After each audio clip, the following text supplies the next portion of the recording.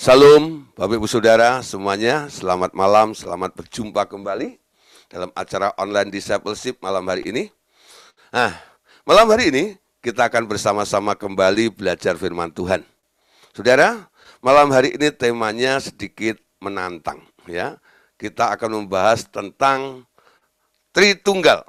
Nah, ini akan terjadi kontroversi ya, dengan apa yang pernah Bapak Ibu mungkin dengar tentang masalah Tritunggal itu. Saudara, sebelum kita lebih jauh membahas tentang Tritunggal, istilah Tritunggal itu sebenarnya nggak ada di Alkitab. Anda cari nggak ada. Kata Tritunggal itu nggak ada. Itu sebenarnya rumusan yang dibuat oleh para bapak-bapak teolog kita, ya. Nah, untuk merumuskan adanya Allah Bapa, Tuhan Yesus, dan Roh Kudus, lalu mereka menyimpulkan Tritunggal. Dulu waktu saya sekolah Alkitab, itu diajarkan pokoknya Allah itu 3 tapi 1, 1 tapi 3. Ya. Dan itu membingungkan sekali, dan sampai saya menjadi seorang hamba Tuhan, ya, saya sudah berkhotbah. Saya sendiri dalam khotbah saja kalau udah ketemu hal seperti ini, sebenarnya saya juga nggak ngerti. Ya, nanti kalau ada jemaat yang bertanya, ya, jawaban klasiknya cuma satu, ya. Jawabnya apa? Otak manusia itu segede bakpao. Allah itu besar. Anda nggak bisa mengenal Allah, mengerti tentang Allah. Sudah terima aja walaupun nggak ngerti. Bungkem. Itu jawaban klasik para pemimpin-pemimpin. Nggak percaya. Bapak Saudara kalau nggak percaya nanya lah ya ke gembala Anda atau ke pendeta Anda atau ke senior Anda tentang Tritunggal ini gimana sih 3-1, 1-3 itu ya. Tentang Allah yang besar itu bagaimana. Makanya jangan dipikirin. Karena pikiranmu nggak bisa memikirkan tentang Allah itu. Memang betul saudara. Allah itu nggak bisa dipikirkan. Kalau Anda memikirkan tentang hakikat Allah, pikiranmu nggak nyampe.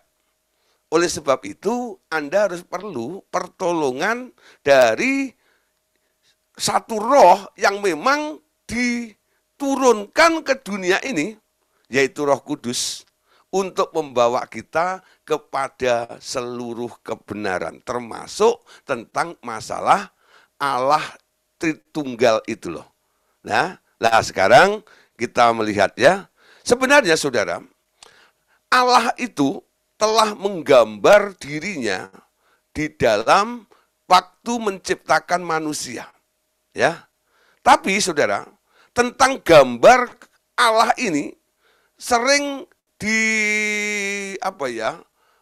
dikaburkan dengan interpretasi, dengan tafsiran-tafsiran, dengan cara memandang yang berbeda satu dengan yang lainnya. Sehingga kadang-kadang terjadi kerancuan yang luar biasa. Nah, Bapak Saudara, ternyata ketika Allah menciptakan manusia, sebenarnya Allah ini sedang menggambar sebuah keluarga yang disebut keluarga Allah. Namun, pada umumnya, manusia menggambarkan Allah Tritunggal dengan memakai ilustrasi, ya, berupa benda-benda yang ada di dalam alam, seperti lilin, ada batang lilin, ada terang dan panas sebagai gambar Allah Bapa, Tuhan Yesus dan Roh Kudus, atau matahari, atau ruang, atau yang terdiri dari panjang, lebar, dan tinggi, dan sebagainya. Nah, saudara, sekarang kita lihat ya, manusia ini sering menggambarkan Allah seperti ini loh, ya. Pertama seperti lilin, ya. Lilin ini digambarkan ada terang, ada nyalanya, ada panasnya. Kalau Anda dekatin, Anda pegang, Anda merasa panas. Lalu ada batang lilinnya, ya. Lalu ini dijadikan tuh. Ini kan satu ya, tapi Anda bisa melihat ada 3 unsur di situ. Ada unsur terang, ada unsur panas, dan ada wujud batang lilinnya itu sendiri. Ya, ada yang menggambarkan juga ya dalam khotbahnya bahwa Allah itu seperti matahari. Ya, ada mataharinya. Nah, matahari itu menyinarkan terang dan menghasilkan energi. Nah, ini digambarkan mataharinya itu Allah Bapa, terangnya Tuhan Yesus, energinya adalah Roh Kudus. Nah, saudara, lalu ada juga yang menggambarkan seperti ruang, ya, ada panjang, ada lebar, ada tinggi. Nah, saudara, untuk mengenal Allah kadang-kadang orang menggambarkan seperti ini. Ini kan satu kotak. Tapi Anda lihat, di dalam satu kotak ini kan ada panjang, ada lebar, ada tinggi. Begitulah hakikat Allah seperti itu. Ya. Ada juga yang menggambarkan sebagai gini, ya, seperti saya umpama. Saya dulu pernah khotbah begini, ya, sebelum dikoreksi dan mengetahui kebenarannya.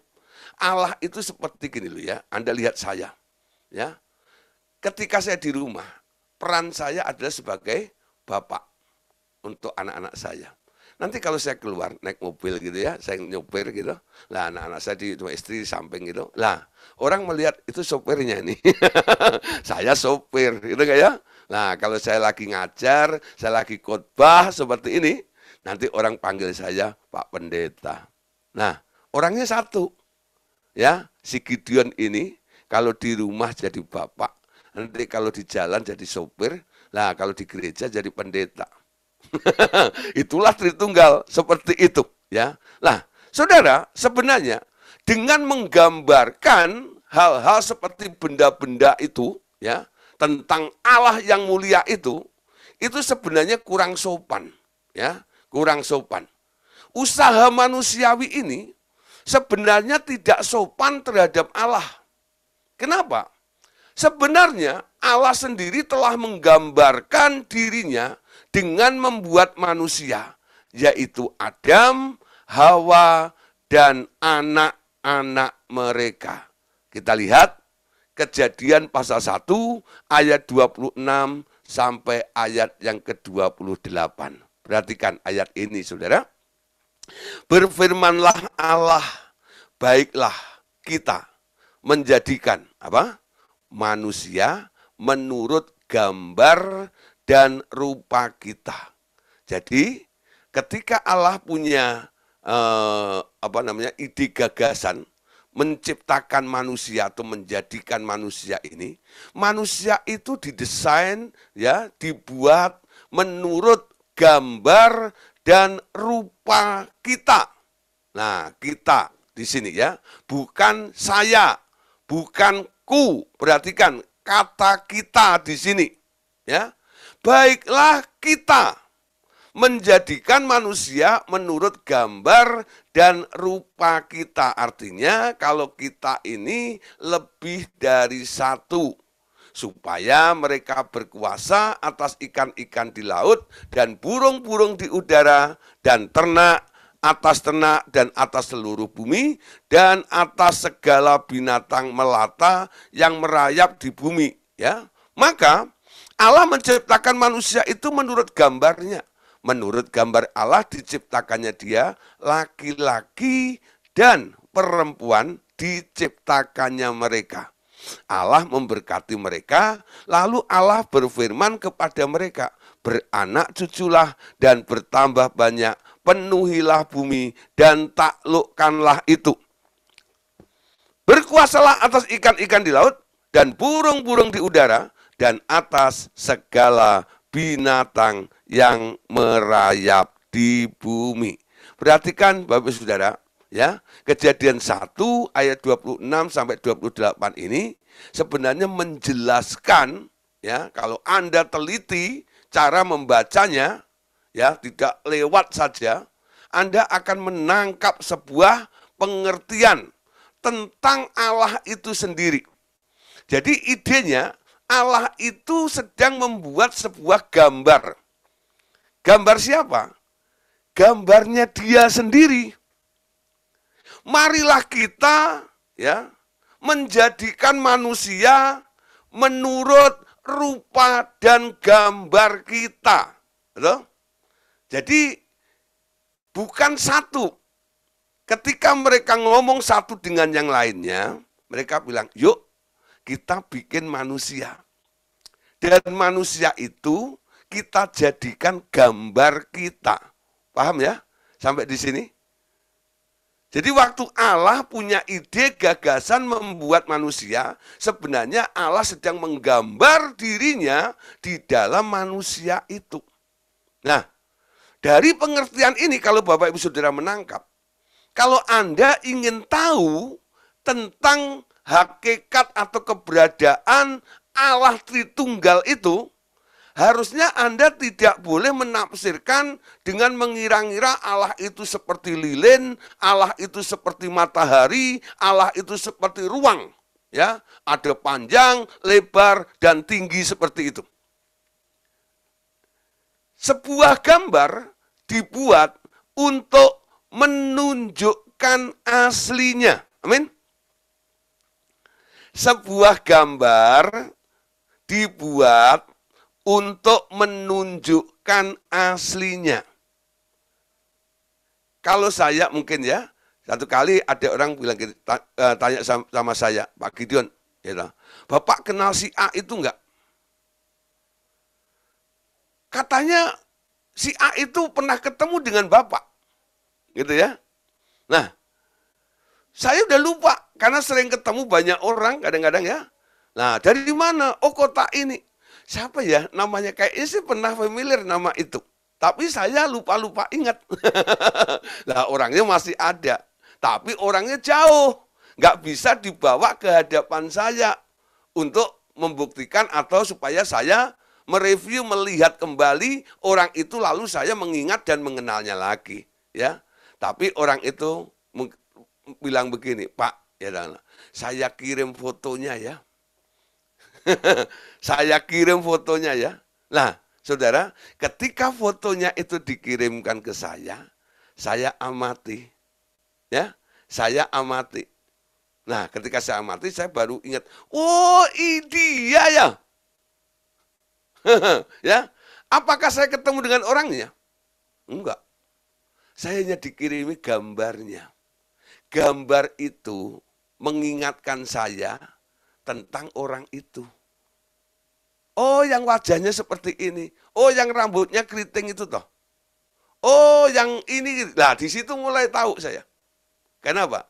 Saya dikirimi gambarnya. Dengan melihat gambarnya, dengan melihat fotonya, saya mengenal aslinya. Amin. Ketika Allah menggambar dirinya di dalam manusia, harusnya kalau kita mau mengerti, pengen tahu tentang Allah, jangan bikin gambaran sendiri. Ya, kembali pada pola yang Tuhan sendiri telah lakukan. Kenapa sebenarnya Allah itu membuat manusia menurut rupa dan gambar dia? Nah, saudara, Allah itu kadang-kadang kan misteri, tempatnya tak terhampiri, sulit menjangkau dia. Untuk memperkenalkan dirinya itu, makanya Adam ditaruh di alam materi, sehingga semua makhluk yang ada di alam materi itu, Allah sendiri punya keinginan. Dengan gambarku yang aku taruh di bumi ini, nanti semua makhluk yang ada di bumi ini akan mengenal aku. Amin. Ya, sebuah foto dipajang supaya orang-orang mengenal. Ya, nah saudara, kalau ada acara-acara kadang-kadang ya, foto itu menjadi profilnya ya. Nah, dipasang beberapa kali ada gereja yang undang saya, lalu Pak boleh minta fotonya Pak ya. Nah, akhirnya saya kasih foto saya. Buat apa? Buat pamflet ya, buat undangan, pembicara Gideon Arifin. Orang kan bingung juga Gideon itu yang mana. Tapi kalau ditempel fotonya, oh itu toh orang RTM itu toh, muridnya Andreas itu toh. Yang dulu suka tengkang-tengking itu toh. Nah, saudara, langsung mengerti. Kenapa? Lihat wajah saya di pamflet itu. Ya. Nah, ketika wajah saya ditampilkan di situ, orang mengenal saya. Ketika Adam diturunkan ke bumi, harusnya seluruh makhluk yang ada di jagat raya ini mulai mengenal. Ini loh, Allah itu modelnya mirip dengan si Adam itu. Amin. Nah, ketika Allah menciptakan manusia, apa yang dilakukan oleh Allah? Adamnya kan satu. Ya. Nah, ayat 27. Perhatikan ya, sekali lagi saya buka slide-nya, Bapak-Bapak Saudara boleh membaca bersama-sama. Ayat 27. Maka Allah menciptakan manusia itu menurut gambarnya, menurut gambar Allah diciptakannya dia apa? Perhatikan di sini, mulai dari sini ini ya. Menurut gambar Allah diciptakannya manusia itu atau Adam ya, manusia itu laki-laki dan perempuan. Diciptakannya mereka. Allah memberkati mereka, lalu Allah berfirman kepada mereka, beranak cuculah dan bertambah banyak, penuhilah bumi dan taklukkanlah itu, berkuasalah atas ikan-ikan di laut dan burung-burung di udara dan atas segala binatang yang merayap di bumi. Nah, saudara, dari ciptaan Allah yang satu itu, dari Adam itu, tapi Anda lihat, di dalam Adam itu ada idenya kan? Ketika Allah menciptakan manusia itu diciptakannya dia laki-laki dan perempuan. Memang kala itu orangnya baru satu, Adam. Jadi Adam itu awalnya punya dua gender, ya. Ada gender maskulin dan ada gender feminimnya. Ya. Nah, ketika dia dibuat tidur karena kecapean kasih nama-nama binatang itu, lalu Tuhan Allah mengoperasi, dia terjadi operasi besar, ya, diambil tulang rusuknya, lalu dikeluarkannya, dibangunlah seorang perempuan, ya, lalu diberikan kepada Adam. Sebenarnya apa yang dilakukan oleh Tuhan Allah itu? Dia mengeluarkan ya gender feminim yang ada di dalam diri Adam itu, dikeluarkan. Sehingga ketika gender dari feminimnya ini dikeluarkan, Adam sekarang jadi apa ya, maskulin banget itu, gentle banget gitu ya. Nah dulu mungkin kadang-kadang karena ada feminimnya juga di dalam dirinya, ya feminim ya maskulin ya. Dan nanti saya jelaskan saudara, apa gambarnya dengan Allah ya. Allah itu kan ada tiga ya, Bapa, Tuhan Yesus dan Roh Kudus. Manusia setelah diberi istri, lalu Tuhan berkata, ya, bersetubuhlah dengan istrimu. Ya, ketika mereka bersatu dengan istrinya, lalu keluarlah si anak. Nah, saudara, Allah itu Anda tahu, Yesus itu kan sering disebut sebagai anak Allah, bukan? Nah, kalau Allah Bapa, kita tahu, ya itu Bapa. Nah, sisi feminimnya itu dipegang oleh Roh Kudus. Ada kemiripan kejadiannya. Kalau Anda baca di dalam Yohanes pasal 16, Roh Kudus yang dikirim oleh Allah itu adalah roh yang keluar dari Allah, betul? Roh yang keluar dari Allah. Itu gambarannya Hawa keluar dari Adam. Karena manusia itu adalah gambarnya Allah. Jadi kejadiannya semuanya ada kemiripan. Kenapa? Gambar sama aslinya itu tak jauh berbeda. Amin. Apa yang terjadi pada manusia? Ya, itu sebenarnya mewakili Allah yang di surga itu loh. Tapi setelah manusia jatuh dalam dosa, gambar Allah itu rusak. Sehingga orang tidak bisa mengenal kembali Allah di dalam diri manusia. Amin. Nah, ketika manusia diperbaiki lagi, diberi roh yang baru, roh Kristus ada di dalam dirinya, mulai ini Allah mulai nampak di dalam diri orang itu kembali. Gambar Allah itu, citra Allah itu, teladan Allah, karakter Allah itu mulai nampak di dalam diri orang-orang yang sudah diselamatkan. Amin. Nah, saudara, sekarang kita perhatikan dalam Lukas 3. Ayat 21 sampai ayat yang ke-22. Nah, Lukas pasal 3. Ya, ini enggak ada ayatnya, 3 ya. Lukas pasal 3 ayat 21 sampai ayat 22. Ketika seluruh orang banyak itu telah dibaptis dan ketika Yesus juga dibaptis sedang berdoa, terbukalah langit dan turunlah Roh Kudus dalam rupa burung merpati ke atasnya. Dan terdengarlah suara dari langit.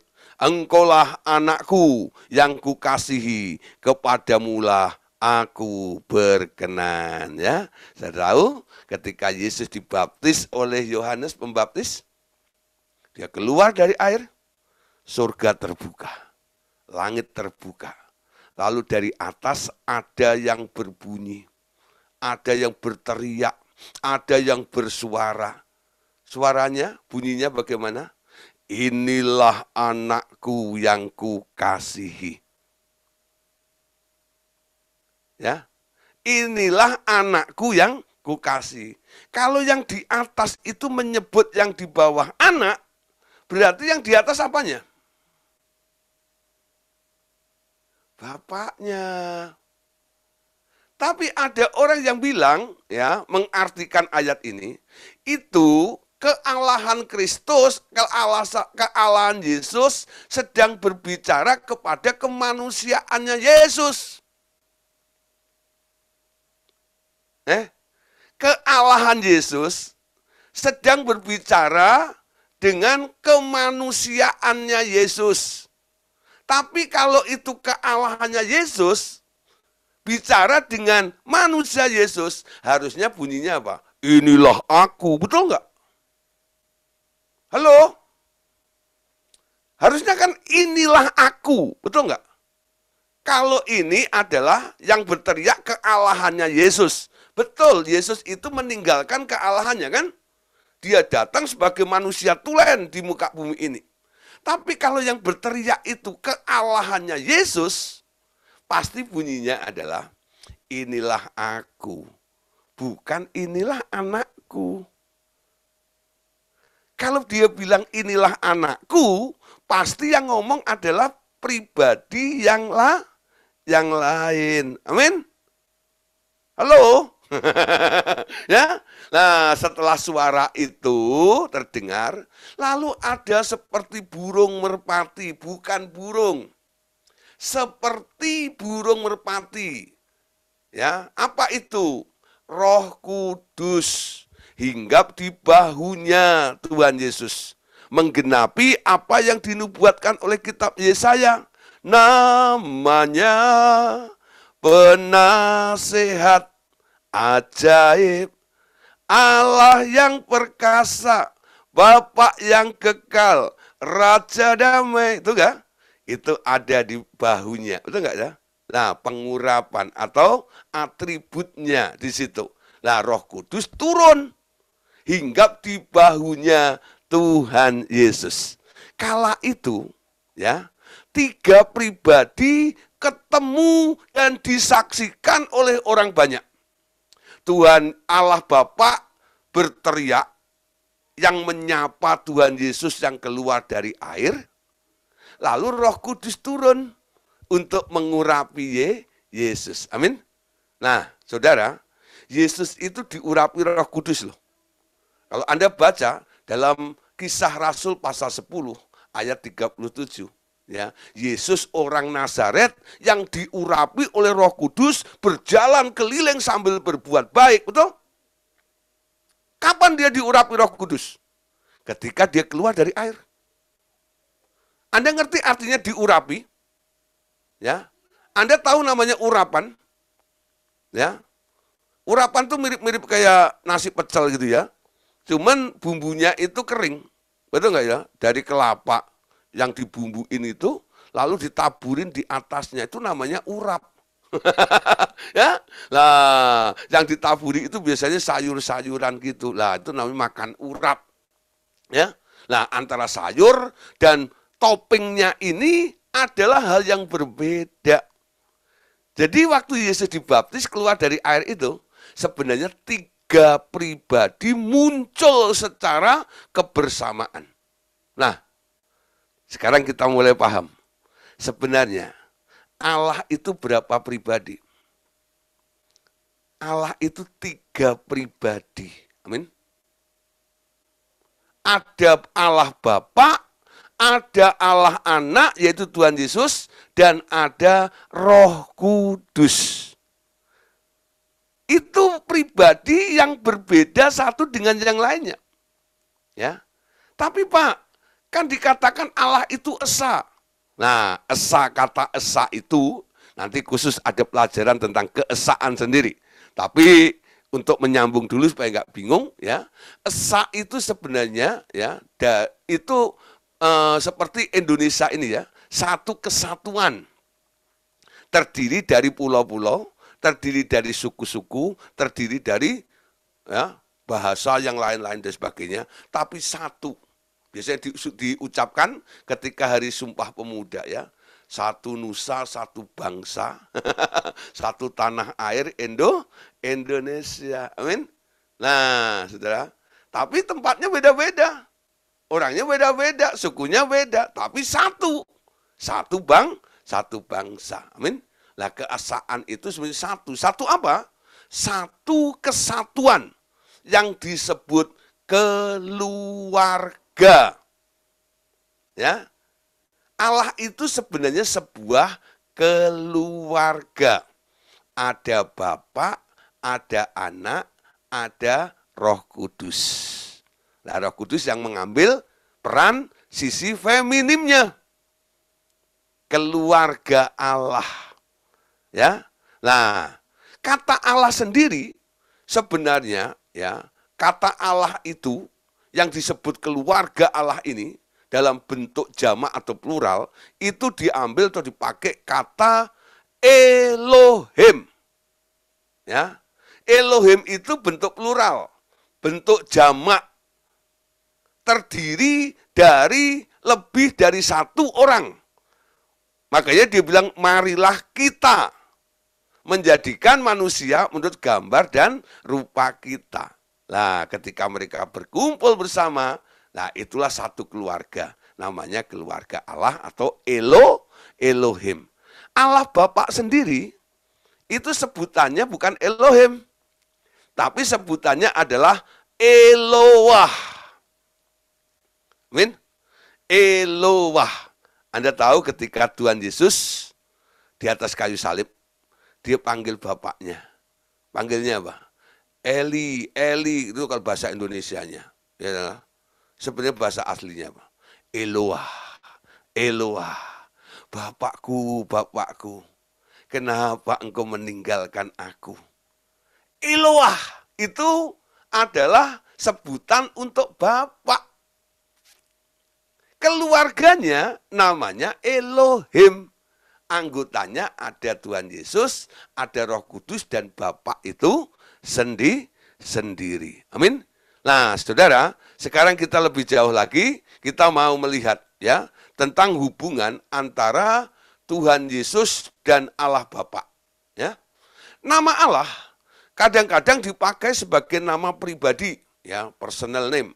Tapi lebih sering lagi dipakai dalam arti nama keluarga yang disebut sebagai keluarga Allah. Ya. Bagaimana kejadiannya keluarga ini? Awalnya, Allah Bapa melahirkan Yesus sejak dari masa lampau yang kekal sekali dengan cara berfirman. Nah, saudara, jadi awalnya itu hanya ada Allah Bapa sendiri. Makanya disebut Bapa. Asal muasal. Ya, kalau orang Jawa bilang dedengkote itu loh. Asal muasalnya, amin. Ya, nah itu biangnya. Sebelum ada segala sesuatu, yang ada cuma Allah Bapa sendiri. Lalu Allah Bapa ini melahirkan atau memperanakkan Tuhan Yesus. Pak, masa Allah Bapa memperanakkan Tuhan Yesus itu ayatnya di mana? Nah, saudara, mari kita lihat. Di dalam kitab Ibrani pasal 1 ayat 5 sampai ayat yang ke-6. Perhatikan Bapak Saudara ayat ini. Ibrani 1 ayat 5 sampai ayat yang ke-6. Karena kepada siapakah di antara malaikat-malaikat itu pernah ia katakan? Apa katanya? Anakku, engkau telah kuperanakkan pada hari ini. Dan aku akan menjadi bapaknya, dan ia akan menjadi anakku. Dan ketika ia membawa anaknya yang sulung ke dunia, ia berkata, Semua malaikat harus menyembah dia. Ya, sekali lagi ya, supaya ayat ini tertanam dan Anda mulai menangkap dan tidak tidak menyangsikan lagi dengan istilah Allah Bapa itu pernah memperanakkan Yesus. Ayat yang kelima dikatakan karena kepada siapakah di antara malaikat itu ia pernah berkata atau ia katakan, anakku, engkau telah kuperanakkan pada hari ini dan aku akan menjadi bapaknya dan ia akan menjadi anakku. Ya. Jadi perkataan ini ditujukan kepada siapa? Siapa ngomong kepada siapa? Penulis kitab Ibrani ini sedang memberitahu kita semuanya, satu hari bapak itu ngomong sama anak. Ya. Dia katakan apa? Anakku, engkau telah kuperanakkan pada hari ini. Nah, hari ini itu kapan? Nggak ada yang tahu. Itu pada masa kekekalan dulu gitu loh. Sebelum segala sesuatu ada, hanya Allah Bapa. Lalu Allah Bapa itu ya, dalam kesendiriannya ini dia mulai melahirkan, ya, melahirkan Tuhan Yesus. Ya, nah Yesus itu dilahirkan, boleh juga dikatakan diciptakan oleh Bapaknya. Halo? Yesus diciptakan oleh Bapaknya. Masa sih Pak? Nah, nanti ada ayatnya untuk mendukung. Tapi saya mau bicara tentang dia dilahirkan dulu oleh bapaknya. Ya. Bagaimana si bapak ini melahirkan Yesus? Kalau Anda membaca kitab Yohanes itu berbicara tentang pribadi Yesus. Pada mulanya adalah firman, firman itu bersama dengan Allah, dan firman itu adalah Allah. Nah, kalau Anda lihat bahasa aslinya, ya, kata Allah itu ada perbedaan antara Allah yang satu dengan Allah yang kata Allah yang lainnya. Ya, pada mulanya, ya, adalah firman. Ya, firman. Kalau terjemahan lama disebut kalam. Pada mulanya adalah firman. Firman itu bersama-sama dengan Allah. Nah, kata Allah di sini dipakai kata Elohah. Ya. Dan ya, firman itu adalah Allah. Nah, Allah yang kedua ini dipakai kata atau istilah Elohim. Halo? Ya. Pada mulanya adalah firman, firman itu bersama-sama dengan Elohah, dan firman itu adalah Elohim. Ya, kalau dalam bahasa Indonesianya, ya, jadi pada mulanya adalah Tuhan Yesus, firman. Ya, firman itu bersama dengan Bapa, dan firman itu adalah keluarganya Bapa. Nah, dari kata firman, sekarang kita tahu kenapa Yesus dulu disebut firman. Firman itu omongan.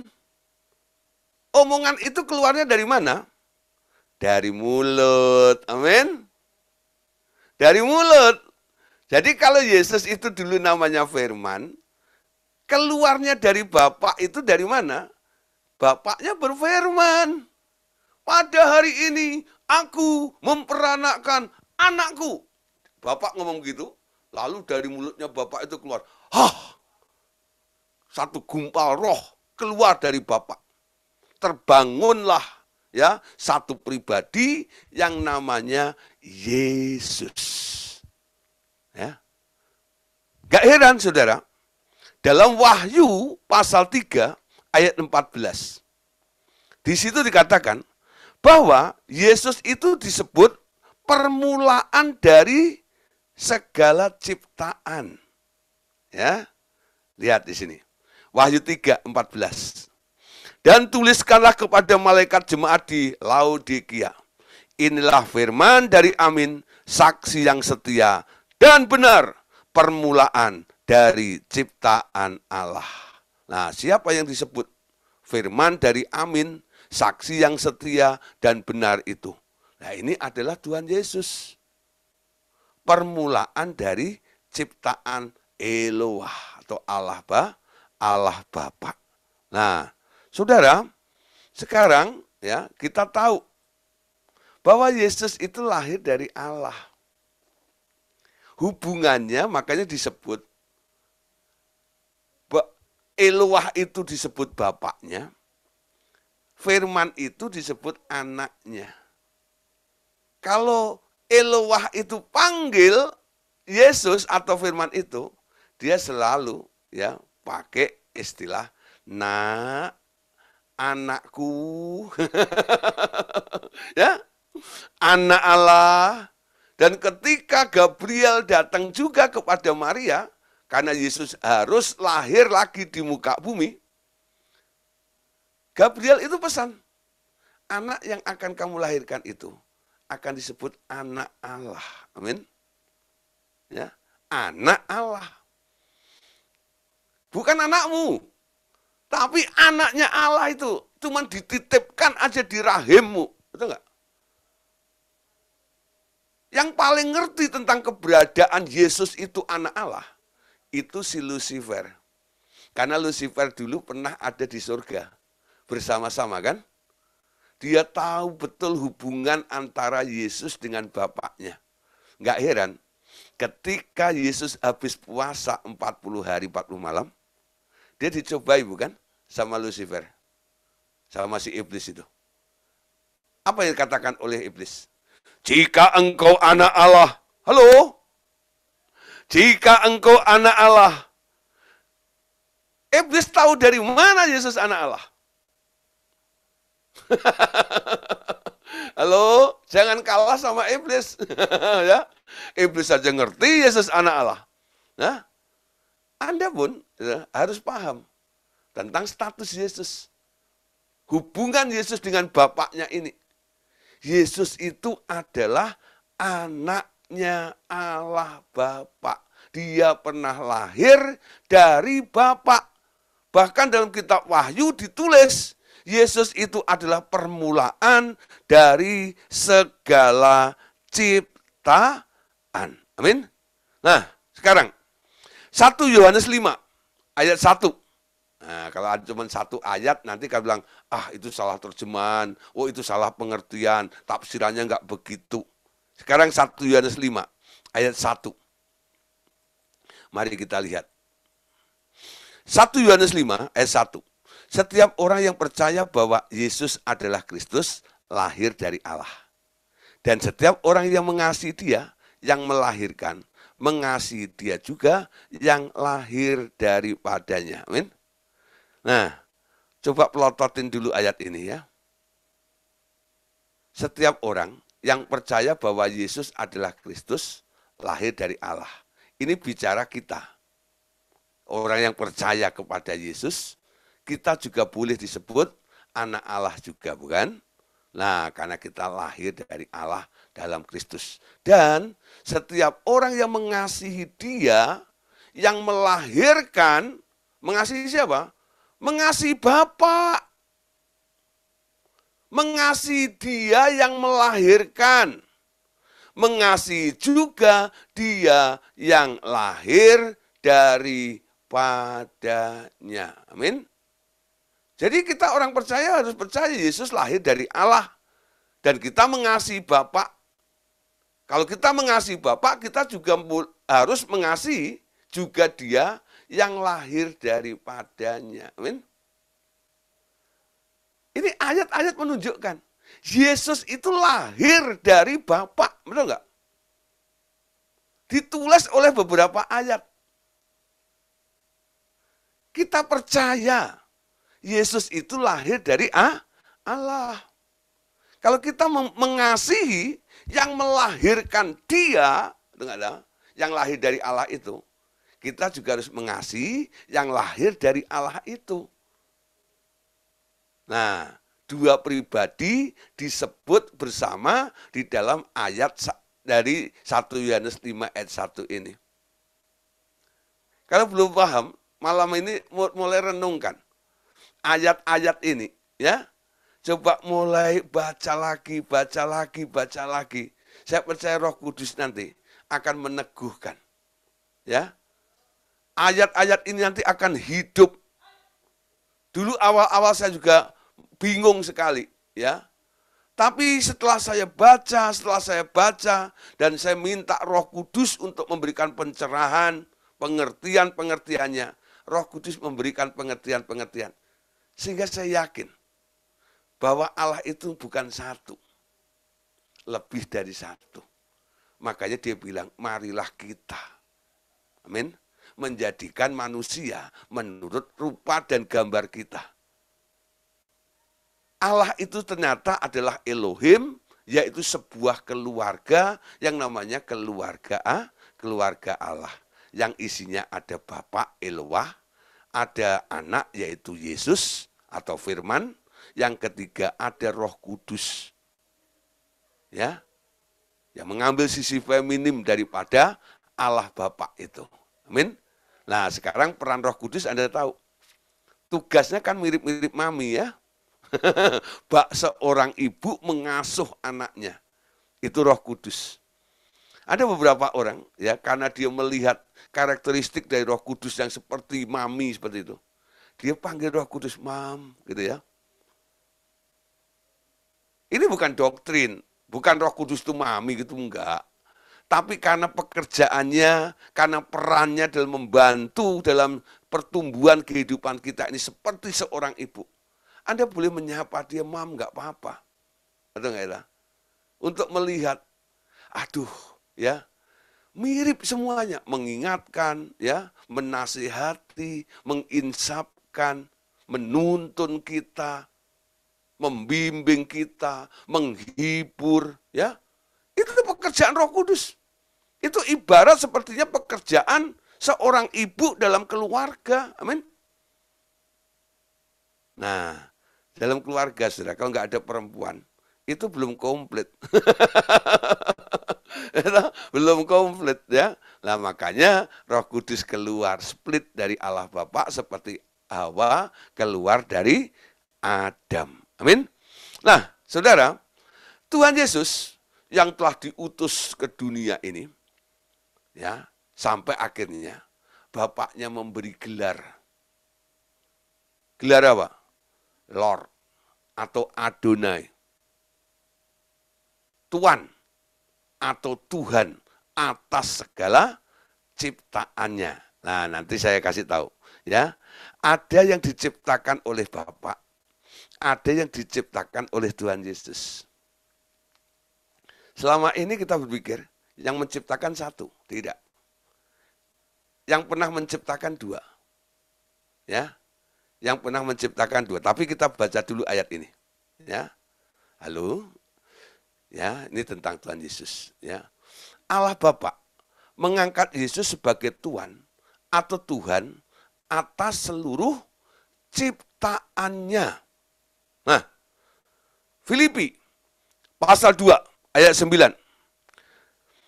Itulah sebabnya Allah mengaruniakan, ya, itulah sebabnya Allah sangat meninggikan, Dia dan mengaruniakan kepadanya nama di atas segala nama, supaya dalam nama Yesus bertekuk lutut segala yang ada di langit dan yang ada di bumi dan yang ada di bawah bumi, dan segala lidah mengaku Yesus Kristus adalah Tuhan. Nah, saudara, kita lihat sekarang di sini ya.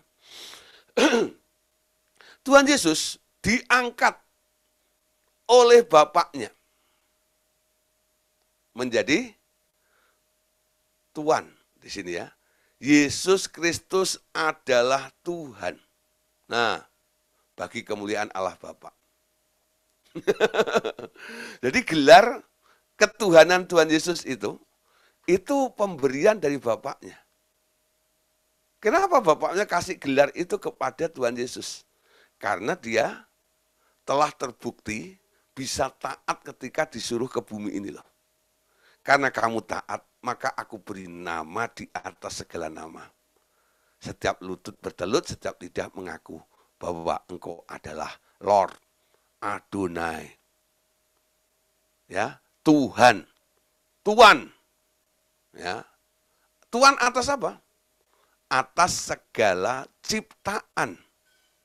Ciptaan yang mana?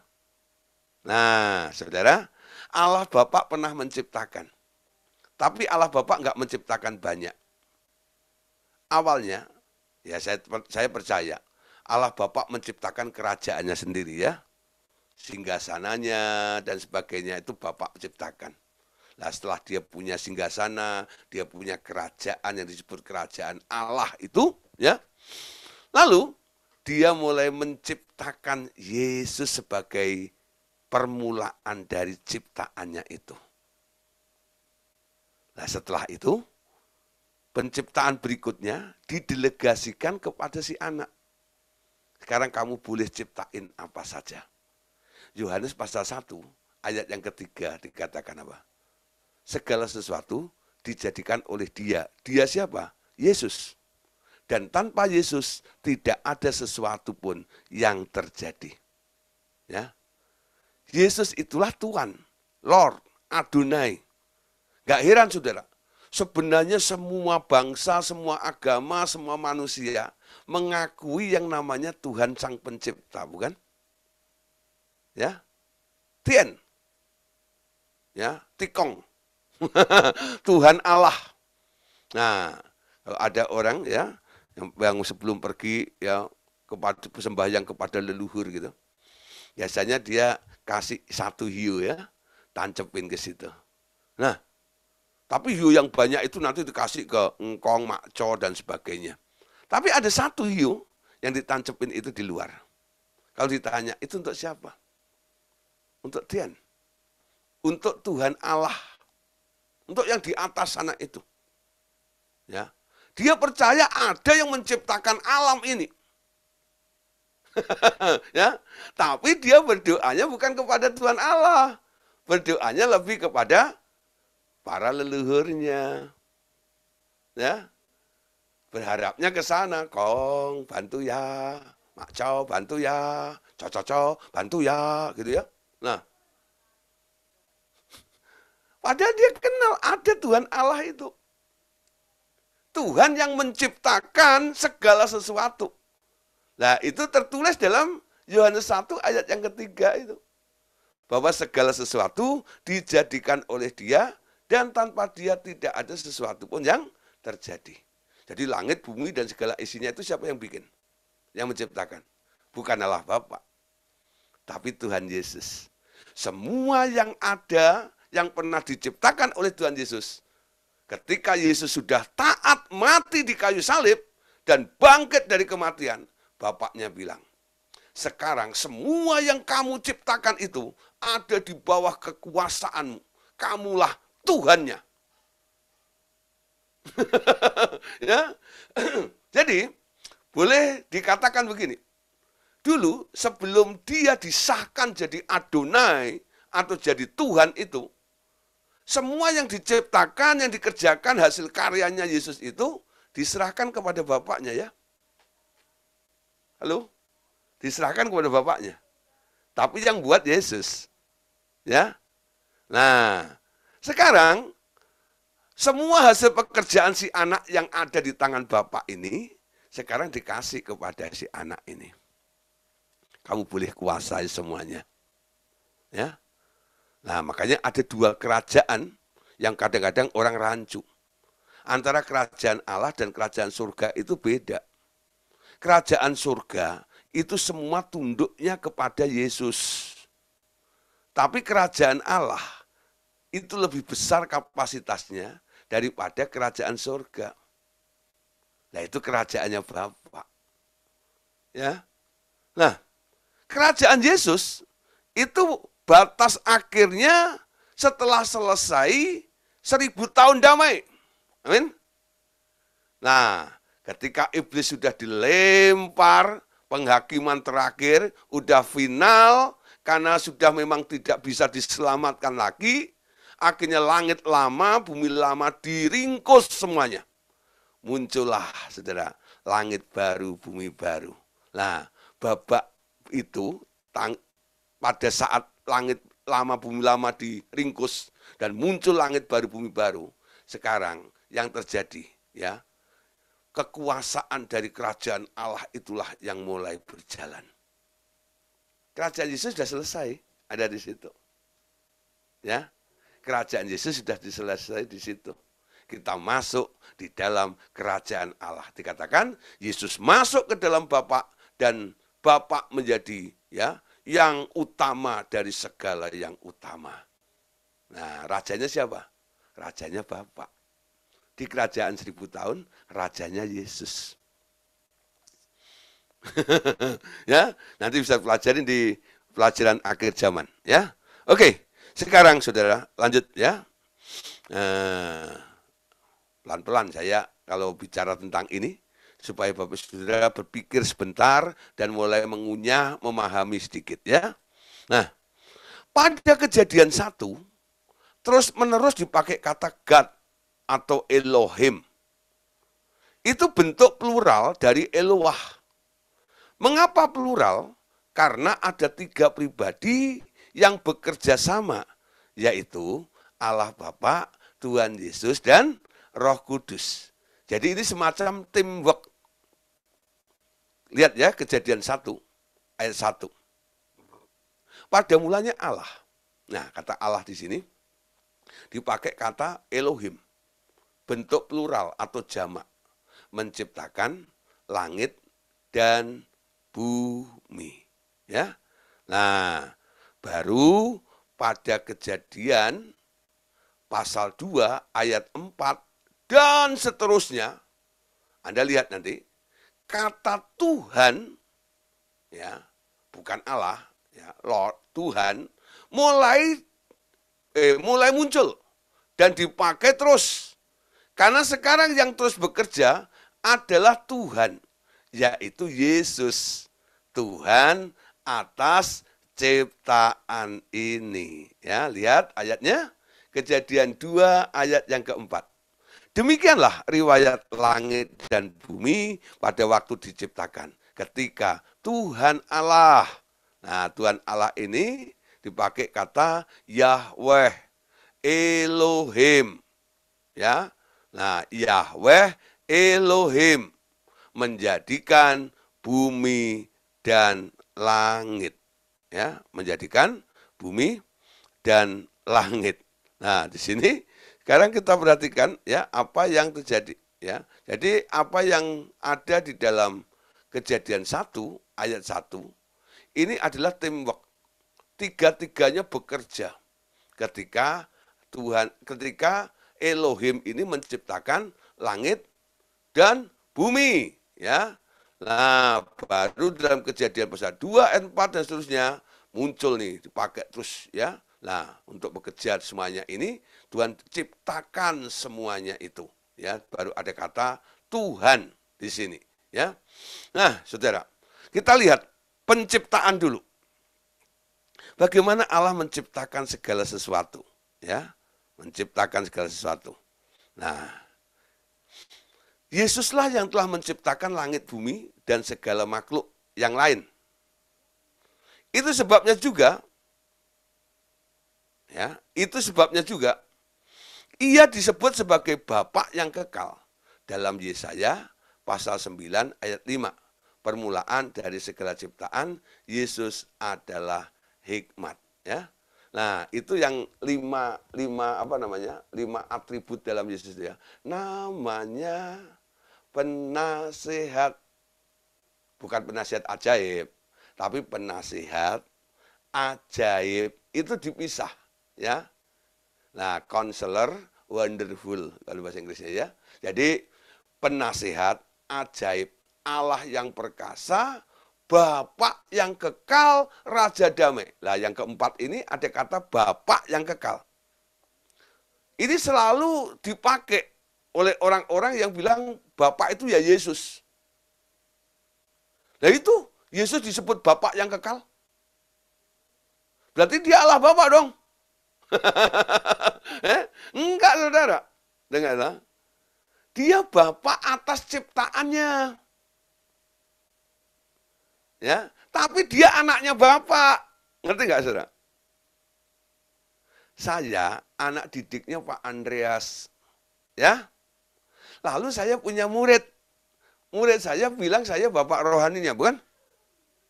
Halo? Paham maksud saya? Saya punya bapak. Saya disebut anak rohani dari Andreas. Ya. Saya memuridkan. Murid-murid saya panggil saya bapak. Saya bapak atas murid saya. Nah, Yesus disebut Bapa atas apa yang dia kerjakan, apa yang dia ciptakan. Amin. Tapi dia bukan bapaknya Allah Bapa, bukan. Justru dia anaknya Allah Bapa. Nah, bingung ya? Nah, bingung sedikit nggak apa-apa, ya. Tapi malam hari ini saya percaya Roh Kudus akan berbicara lebih banyak nanti malam, ya. Ini kan weekend besok ya, jadi nggak apa-apa ya, sama Roh Kudus dibikin nggak bisa tidur dulu. Ini tepat sekali ya, bicara pas tentang masalah Tritunggal, pas malam Sabtu ya, ya besok bisa. Ya malam ini Roh Kudus garap Anda ya, untuk memberitahu banyak perkara ini. Nah saudara, ketika dalam Yesaya pasal 9 ayat 5 ini ditulis seperti itu, artinya Yesus itu bukan bapaknya Allah Bapa, bukan. Atau Yesus itu adalah Allah Bapa, bukan. Dia tetap anaknya Allah Bapa, tapi dia menjadi Bapa atas segala yang diciptakannya. Amin. Nah, ya. Mulai bisa ya, nangkap sedikit ya. Yohanes 1 ayat 1 sampai 3. Nah. Yohanes 1 sampai 3. Pada mulanya adalah firman. Firman itu bersama-sama dengan Allah, dan firman itu adalah Allah. Ia pada mulanya bersama dengan Allah. Si firman itu pada mulanya bersama dengan Allah. Nah baru ayat ketiga, segala sesuatu dijadikan oleh dia, ya, dan tanpa dia tidak ada suatu pun yang telah jadi dari segala yang dijadikannya. Ya. Semua itu dijadikan dia ini loh. Si firman ini. Itu yang dulu bersama dengan Allah. Ya. Oke, lanjut. Kolose pasal 1 ayat 16 sampai 17. Karena di dalam dialah telah diciptakan segala sesuatu yang ada di surga, ya, di heavenly places, tempat-tempat di alam roh, dan yang ada di bumi, di alam materi, yang kelihatan dan yang tidak kelihatan, baik singgasana maupun kerajaan, baik pemerintah maupun penguasa, segala sesuatu diciptakan oleh Dia dan untuk Dia. Ia terlebih dahulu dari Dia ada terlebih dahulu dari segala sesuatu, dan segala sesuatu ada di dalam Dia. Nah, saudara, semua yang ada yang Anda lihat ini, dulu awalnya semua ada di dalam Yesus. Ya, ada di dalam Yesus. Lalu dikeluarkan dalam bentuk ide. Ya, lalu apa yang sudah keluar dalam idenya Yesus itu, mulailah Yesus ngomong. Jadilah. Nah, saudara ya. Jadilah. Orang bisa ngomong sesuatu itu karena dia punya materi, punya bahan ya. Halo? Punya bahan ya? Jadi biasanya terpikirkan dulu. Ketika pikirannya ya ada sesuatu, nah itu boleh dijadikan materi bahan apa untuk yang dia katakan. Kalau dalam meeting kadang-kadang ya, saya nggak dapat apa-apa nih, saya kadang-kadang nggak punya ide gagasan apa gitu ya.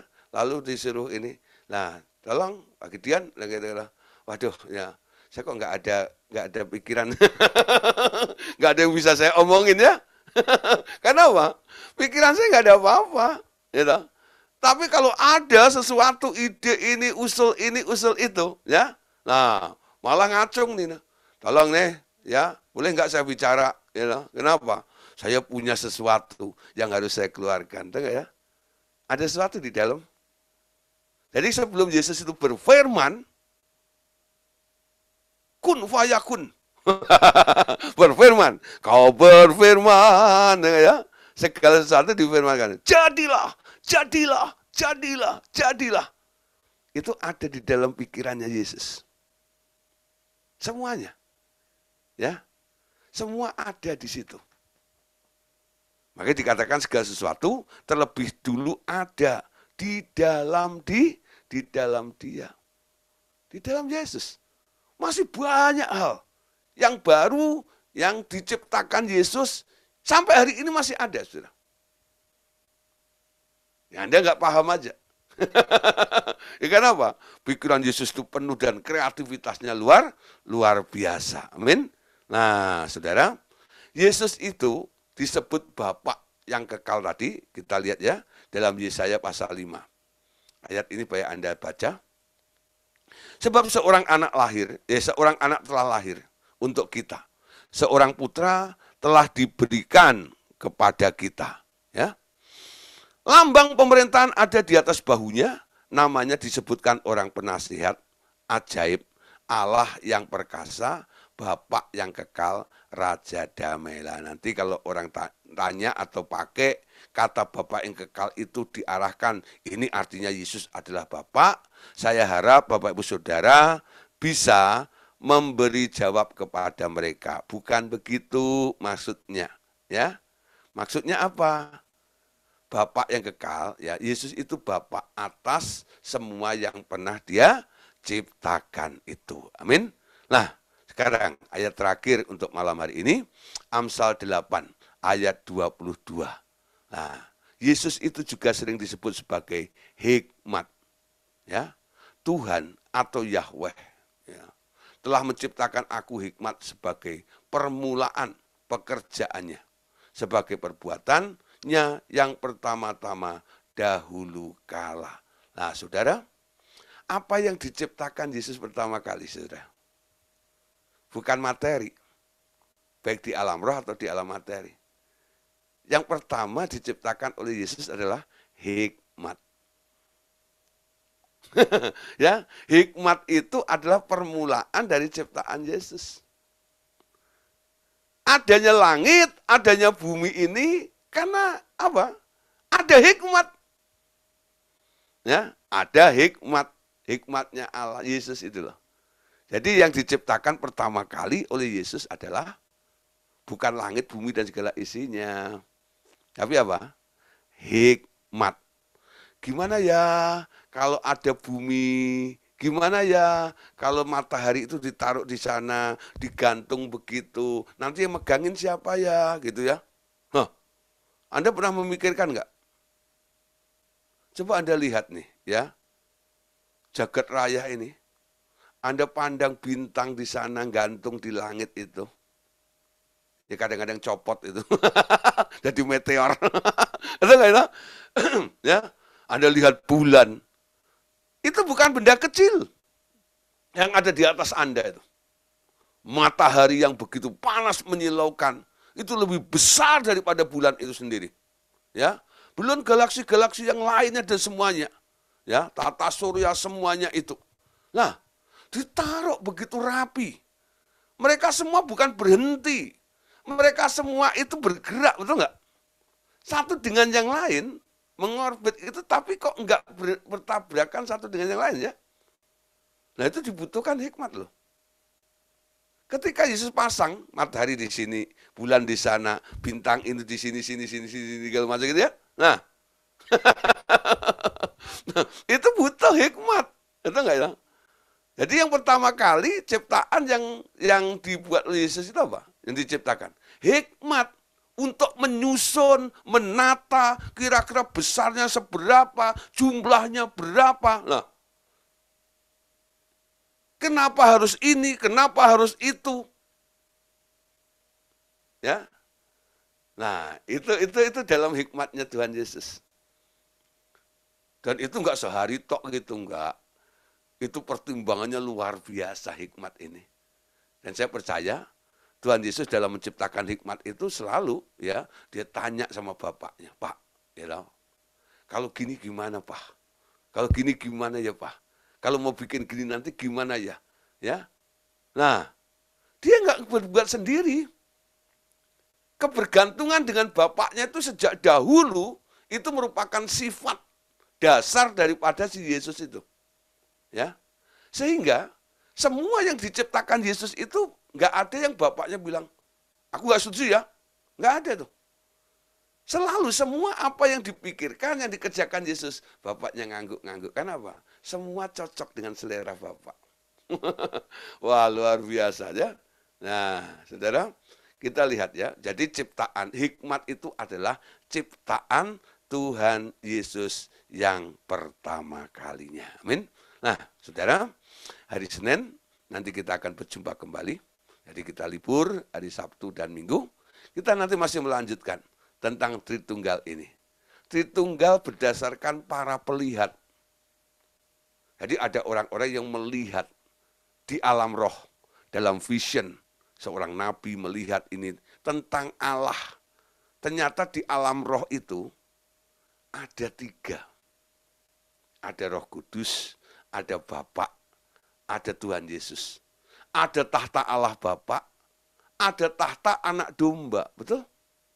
Nah, itu yang dilihat oleh Rasul Yohanes, nanti semuanya akan mendukung dan akan membuat kita jadi semakin mengerti. Ternyata Allah itu bukan hiji, tapi Allah itu jamak, bentuknya plural. Lah kata Allah itu adalah kata Elohim, yaitu nama keluarga Allah. Allah Bapa sendiri sebutannya adalah Eloah. Yesus adalah Yehova atau Yahweh. Roh Kudus adalah Ruach HaKodes. Apalin dulu ya. Allah Bapa itu Eloah. Yesus itu Yehova atau Yahweh. Catat. Ya, Roh Kudus adalah ruah. Ruah itu roh. HaKodes itu kudus. Ya, kados, HaKodes. Ruah HaKodes itu Roh Kudus. Nah, jadi ada Eloah, ada Yehova atau Yahweh atau Adonai, ya, dan satunya adalah Ruach HaKodes. Dan itu dilihat oleh para pelihat yang akan kita bahas hari Senin nanti. Oke, selamat malam. Tuhan Yesus memberkati kita semuanya. Amin.